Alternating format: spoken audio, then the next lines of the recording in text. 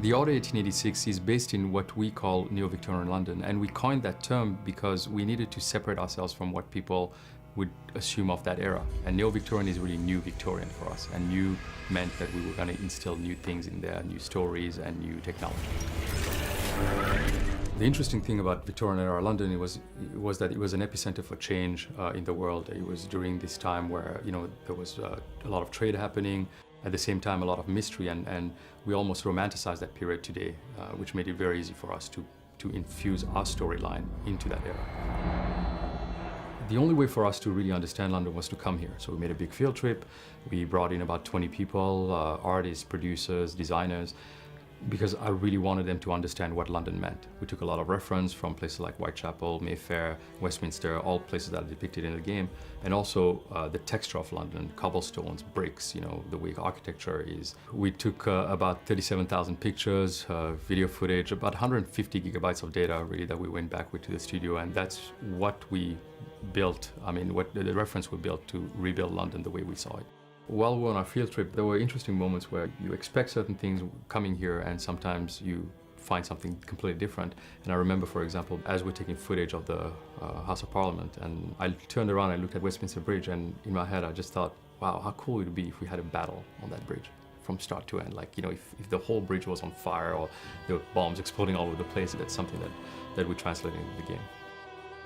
We really wanted to replicate the feel and the life of the city as well. It certainly will feel a little more dark and ominous than what people expect, I think, in certain areas. Whitechapel is a great place to describe because it was a downtrodden area, with what they call the sunken class living there. That feel, came from the technology we built for it, how we have this really thick atmosphere everywhere, how lighting works in our game. All of that basically, add to the realism and to be able to sell this world to the player. The way we approached our story, and to also keep it grounded in real life, we tried to echo a lot of things that were true of the time. We didn't want to recreate history, we wanted to twist it. And we always have this litmus test of how we're basically going to do that, and that comes from everybody working on the project. It does seem to me that what you've been able to capture here is the sort of dark, inward-looking, claustrophobic atmosphere of this city, which is, very poorly lit at night, which has streets which are slippery with filth.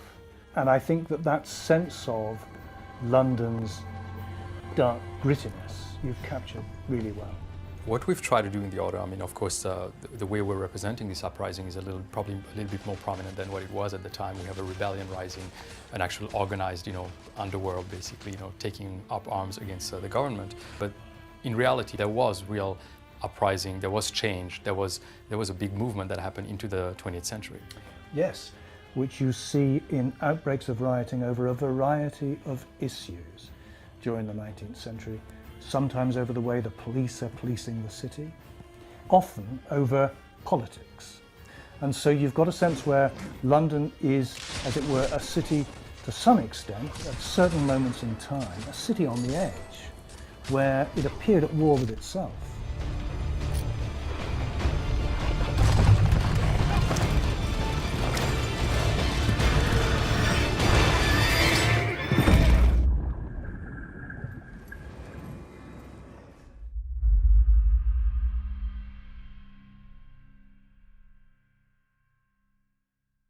This is for the players.